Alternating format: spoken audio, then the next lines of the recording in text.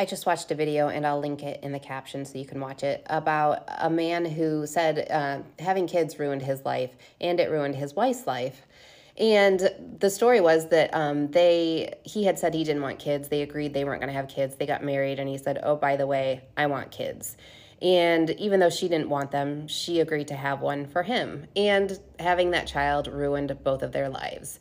And I want women to start getting comfortable standing their ground when it comes to kids if they don't want them or if they want them. It's easy for a man to say he wants kids because he doesn't do any of the work. You're the one who spends 9 months pregnant. You're the one who goes through labor and delivery. You're the one who risks your life to do those things. And then you're the one nursing, and you're the one going through postpartum depression. You're the one dealing with any PTSD from labor and delivery if you make it out of labor and delivery, because it is dangerous. You will be the one to lose yourself after that baby arrives. He'll keep living his life as he has. His hobbies won't change. His interests won't change. He'll still have time to golf and go to the gym and do whatever he wants. It will be your life that has to change. You will be the one doing the unpaid labor. You will be the one planning the meals. You will be the one taking your child to doctor's appointments and doing school drop-offs and arranging play dates and camp for summer. You're going to be the one most likely doing all of those things, and it will change your life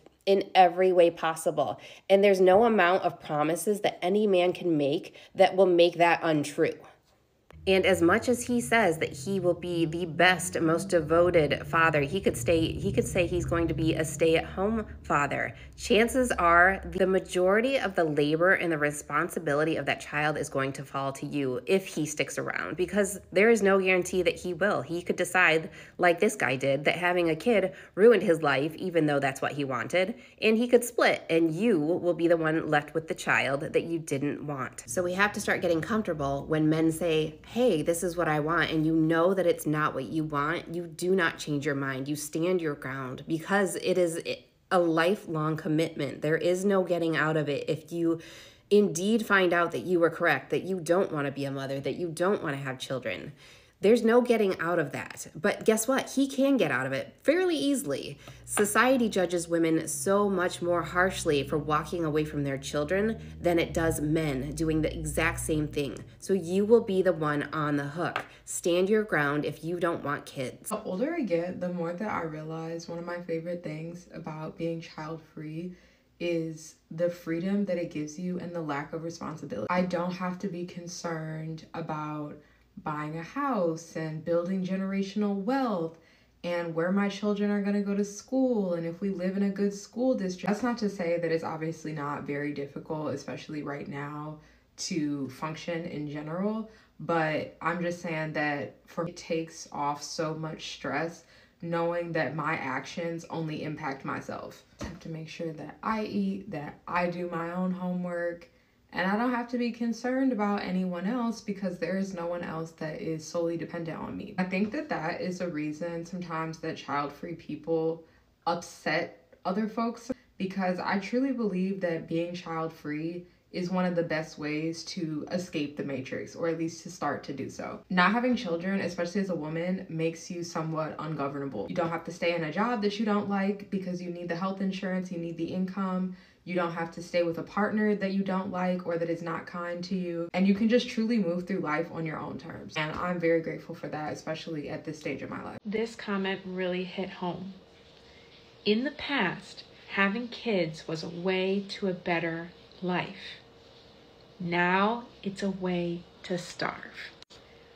I couldn't think of any more truer statement that defines what it's like to have children in the US today than this comment. It's been really hard in recent years to have enough money to live, me and my husband, just ourselves and our 2 cats. Now try to add multiple babies in the picture right now. Like, we don't even have the space in our apartment to have a nursery and all the things that I would want to have. Like, we would need to have a house, and that is just so far out of reach. I feel like if we had a different administration going on, that they would be actively working to fix some of the root cause problems that are causing us to have less children, instead of just slapping a Band-Aid on it, calling it a day, and hoping for the best. Like, It's just not realistic. It's so tone deaf, and it really actually hurts. So I hope that if you are watching this, you feel the same way and that we can connect on this, because I'm really curious to know your thoughts and feelings about having children in the US. It just seems really overwhelming, and I've made my decision with my husband that we likely will not become parents of human children in this lifetime, and that's okay. I'm trying to normalize it by posting about it on my account, by talking it through with you, and just letting it out, because it just feels like such a taboo subject, something that we're not allowed to share. But in truth, it is what's right for us, and that should be always enough, because it is. You are enough. You are worthy. I love you. I'm sending you love. And yeah, we'll talk again soon. Children or no children? Let me tell you my story. In my 30s, I thought I had to have children because growing up as a little girl, we are conditioned and we keep hearing that we should be mommies when we grow up. So I wanted to have children. Unfortunately, I had a huge infection in my tubes, and I had to have 2 major surgeries to try and clear the tubes. But you know, they're about the size of a width of hair. The surgeries didn't work. Cut forward, I'm now 40, I'm married, and we realized that we have to do in vitro if we want to have children. In vitro was pretty new in the early 1990s, not at all the success rate that they have nowadays. Technology has totally changed. It didn't work for me. My eggs at 40 were kind of old, and although they fertilized, they would not attach. Who knows if it was because of the eggs or because back then they just didn't know how and when to put them in correctly or at the right time. Am I okay with not having children? Absolutely. I've gone on and had a fulfilling life. Would it be nice to have adult children now? Probably, but it certainly doesn't define the happiness of my life right now. All is good. So if you have grandchildren and children, fabulous. I hope you have a wonderful life with them. For me and so many of my other girlfriends who never had children, we're doing okay, okay? One time someone told me that when I turned 30-ish, I would just give in to the societal pressure to have a kid and decide to have children. And I literally cannot think of a worse reason to have kids. I do not see how you could have kids because of societal pressure and not resent having those kids at some point. That's taking your own agency away and making a decision based on what you think you should do versus what you actually want.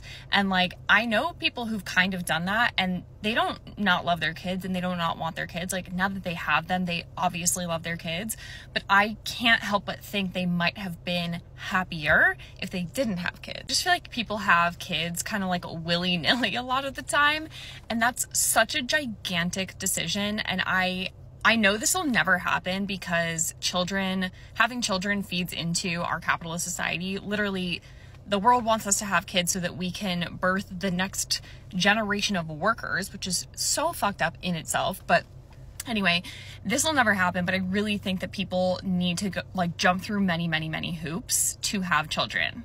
Kind of like all the hoops that they have to jump through to have an abortion. Why are we so blasé about just bringing children into the world? It's insane. It is such a huge financial responsibility, such a huge emotional and mental commitment.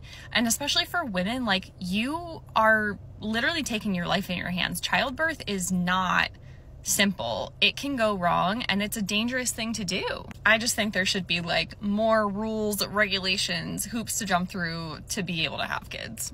Tomorrow, I'm getting permanently sterilized by having my fallopian tubes removed, so I decided to throw a little celebration for that and to celebrate the fact I've made the choice to not have kids. Women tend to only be celebrated when they get engaged, get married, or have a baby, and it's rare to see them celebrated as individuals for their accomplishments outside of the family. So it was really important to me to make sure that I dedicated time and space to celebrate myself and this life-changing decision that I'm making, and I'm so excited about it. Hi, this is a friendly kind of PSA of what not to say to or about a child-free by choice woman.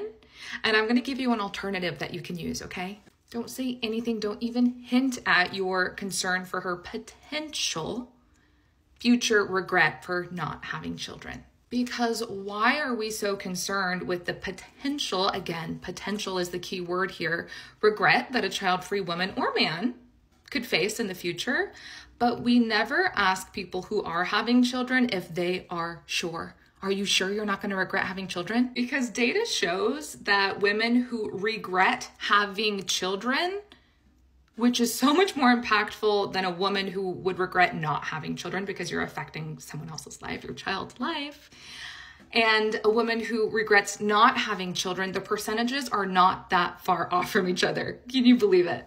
The percentage of women who regretted having children was about 7 to 10% in the study that I found, versus the women who regretted not having children in their old age, mind you, was about 10 to upwards of 20%. So there is a difference there, but we have an overlap of that 10%. Here's what you can say instead of questioning someone's choice. Hey, you know, good for you for making a choice about your life that completely goes against societal pressure and the norm. Being a parent is really, really difficult, and it's absolutely amazing that you recognize that that maybe isn't the best choice for you. And I totally trust the decisions that you make about your life. Have a good day. I told one of my best friends today that we decided we're not having kids, and she replied with, "I'm so sad for you." Baby, I'm living a wonderful dink life. I'm sad for you. You haven't left your house in ages. If you're watching this video and again, you're still 50-50 on kids, I'm going to give you some reasons why I'm not having kids and I don't want kids. Number one, can't afford them. Let's just start off strong. I can't afford them. The only life I'm barely able to afford right now is my own. And when I say barely, and I know there's a lot of people that's going to be like, oh, you don't have kids, well, you're not managing your money. I live in America. I live in Los Angeles. Okay? It is a fight every month to make sure I'm good. So why would I bring a child into this economy that I'm living in and I'm not doing well? Reason number two why I don't want kids and why I'm not going to have them. There are a lot of addiction and a lot of mental illnesses that run through my family. Okay?